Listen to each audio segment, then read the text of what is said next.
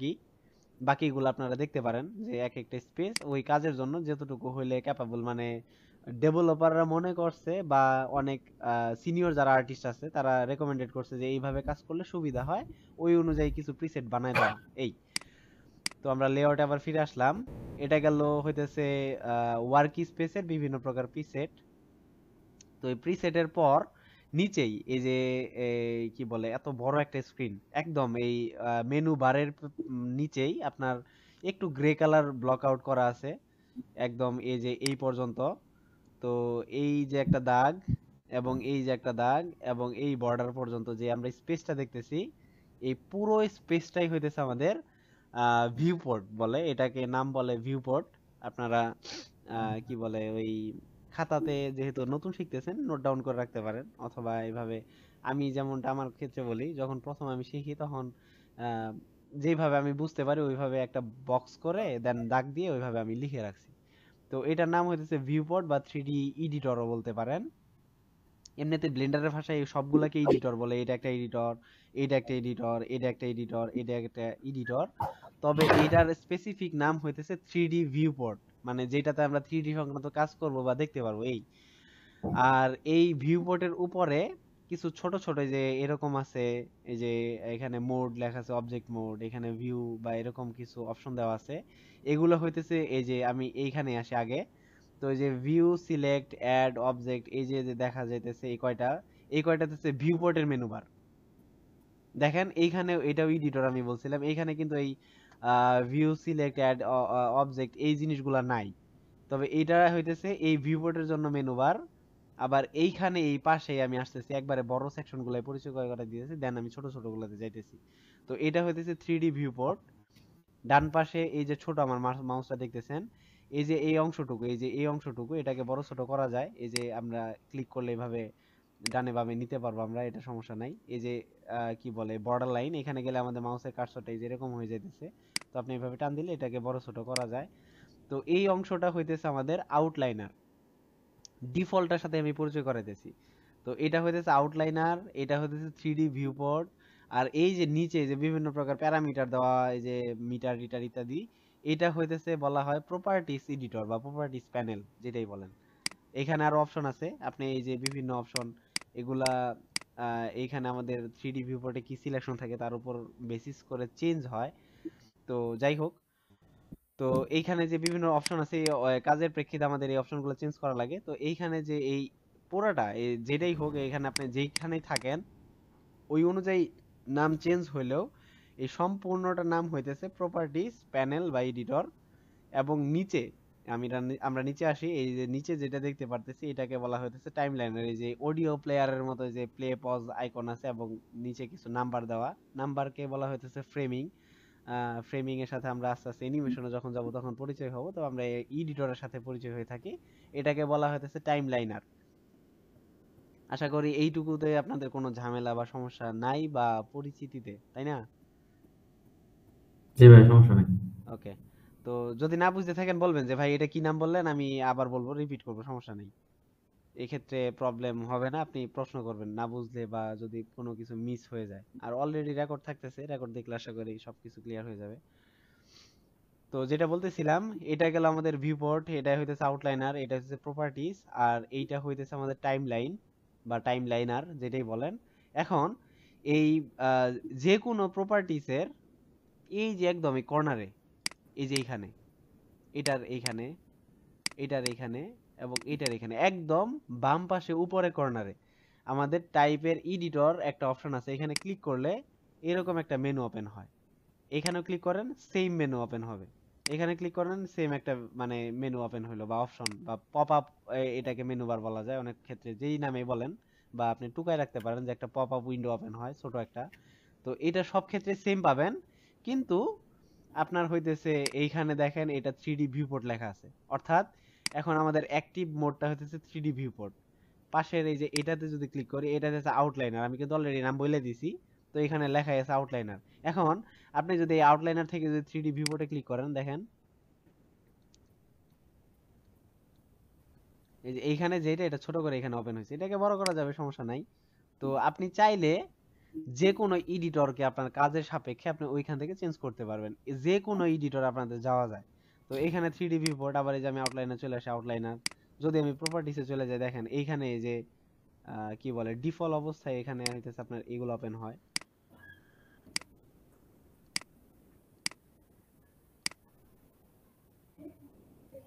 এই যে এইটা আর কি।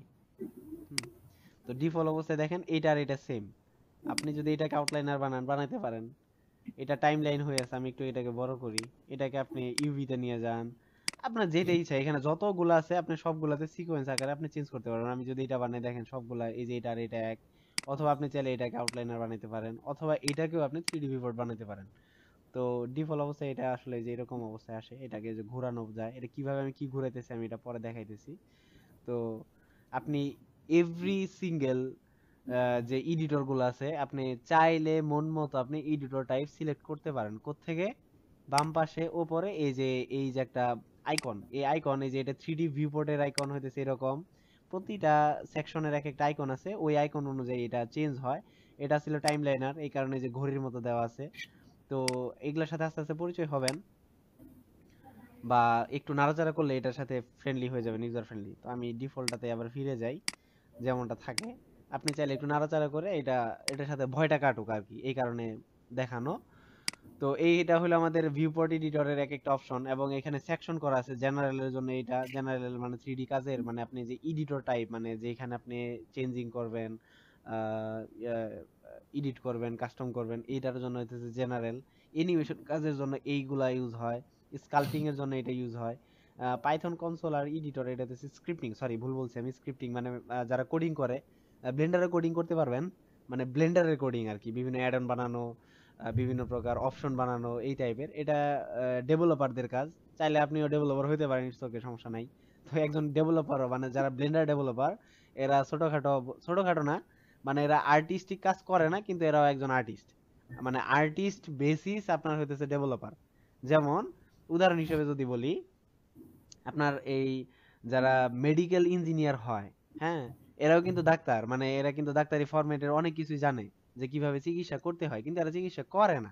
মানে ওইভাবে চিকিৎসার সাথে জড়িত না, কিন্তু কোন যন্ত্র দিয়ে কি টাইপের কাজ করা হবে ওরা কিন্তু এটা জানে ভালো করে।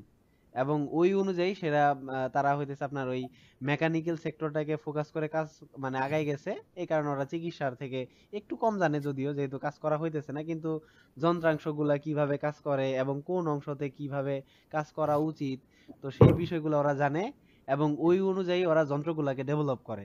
তো ওইটা গেল মেডিকেলের বিষয়।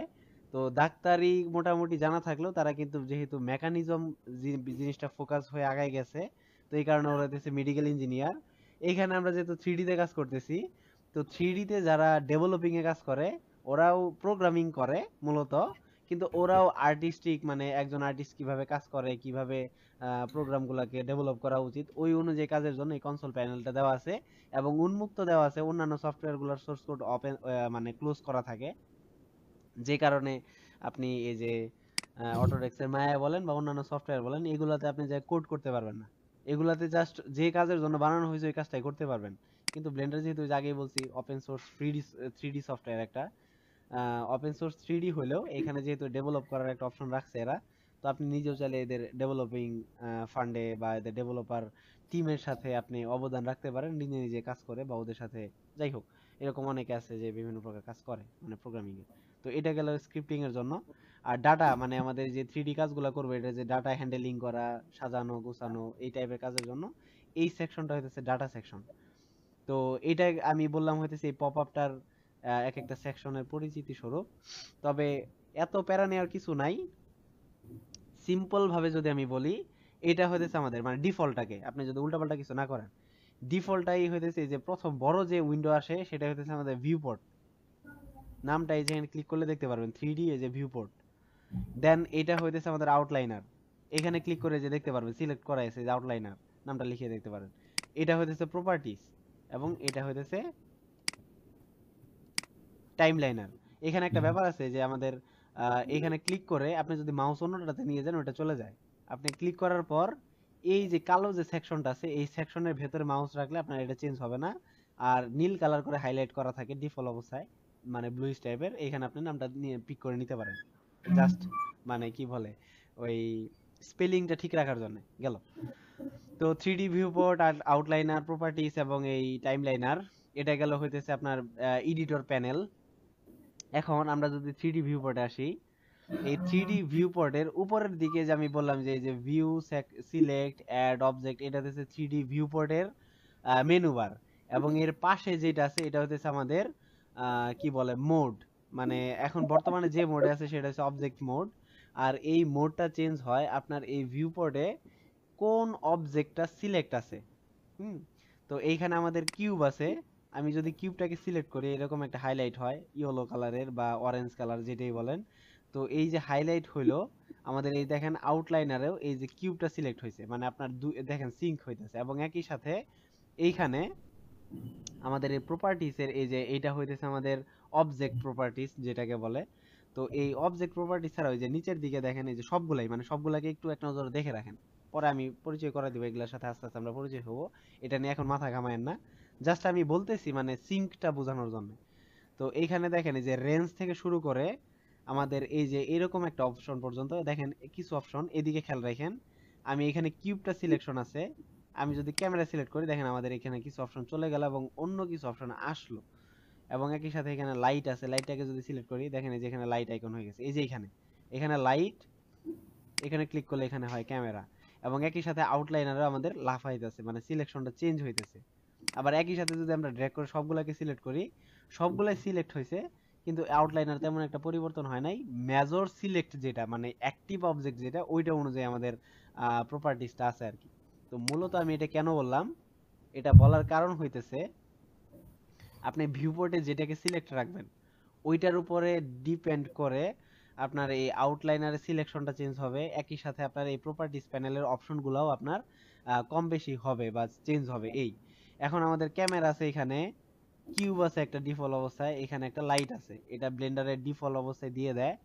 আর প্রত্যেক আর্টিস্টে মোটামুটি এই কিউবটাকে ডিলিট করে দেয়, বা এগুলো কাজের অনুযায়ী আপনারা ফাঁকা রাখে ডিলিট করে দেয়। যাই হোক, আমরা ডিলিট করা অ্যাড করা এগুলো শিখবো আজকেই, সমস্যা নাই। তো এটা আমি বললাম যে সিলেকশন অনুযায়ী আমাদের এই আউটলাইনার থেকে আমরা সিলেকশন হাইলাইট দেখতে পারি। একই সাথে অনেক অবজেক্টও সিলেক্ট করা যায়। আবার অন্যান্য সফটওয়্যারের ক্ষেত্রে যেরকম শিফট ধরে আপনি এটাকে সিলেক্ট করলেন, আমার এই যে এখানে শর্টকাট দেখতে পারবেন যে মাউসের এটা হচ্ছে লেফট বাটন, এখানে তিনটা বাটন শো করতেছে। আরেকটা বাটন হচ্ছে ওই স্ক্রল হুইল। চিন্তিত হওয়ার কিছু নাই, আমার এখানে ওই সুপার টাইপের কোনো মাউস ইউজ করতেছি না আমি, কমন যে মাউস ওই মাউস ইউজ করতেছি। তবে এখানে তিনটা বাটন শো করতেছে। একটা হইতেছে আমাদের লেফট বাটন যেটাতে আমাদের ওই ইন্ডেক্স ফিঙ্গার থাকে, দেন মিডল বাটনটা যেটা স্ক্রল হুইল, ওইখানে ক্লিক করলে বাটনের মতো কাজ করে, ওইটাও একটা মিডল বাটন হিসেবে ধরা হয় 3D সফটওয়্যারে। এবং পাশের হইতেছে রাইট বাটন যেটাতে আমাদের মিডল ফিঙ্গার থাকে। ওকে, এই হইতেছে আমাদের তিনটা বাটনের মাউস। আর 3D কাজের জন্য রেকমেন্ডেড থাকে এরকম স্ক্রল হুইল সহ তিন বাটনের সুইচ করা যায় এরকম বাটনের মাউস। আর পাশে আমি কিবোর্ডে কি কি চাপতেছি আপনারা এই যে বাটনগুলো দেখতে পারবেন। ওকে, তো শিফট ধরে আমি যদি লেফট বাটনে এইভাবে ক্লিক করে যাই, তো আমাদের ওই অনুযায়ী আমাদের সিলেক্ট হয়। আর অল সিলেক্ট বা এগুলো আমি পরে বলতেছি আস্তে আস্তে। তো এটা গেল সিলেকশনের সংক্রান্ত, আমি একটা সিলেক্ট দিয়ে থাকি। তো একটা যেটা আমি সিলেক্ট করি ওই অনুযায়ী আমাদের আউটলাইনারে ওই সিলেকশনটা থাকে, এবং প্রপার্টিস প্যানেলে ওই অনুযায়ী আমাদের প্রপার্টিস অপশনগুলো আসে বা কম বেশি হয়। ক্যামেরাতে গেলে বাকিগুলো চলে গেল, এখানে ক্যামেরা সংক্রান্ত বিষয়গুলাই আসে। লাইট গেলে লাইট সংক্রান্ত ইনফরমেশনগুলাই আসে। এটা প্রপার্টিসে। আর আউটলাইনার ওইভাবে আমাদের সিলেক্টটা হয়, ভিউপোর্টে আমরা ওইটা দেখতে পারতেছি হাইলাইট হয় হইতেছে আমাদের অরেঞ্জ কালার অনুযায়ী। যদি একের অধিক অপশন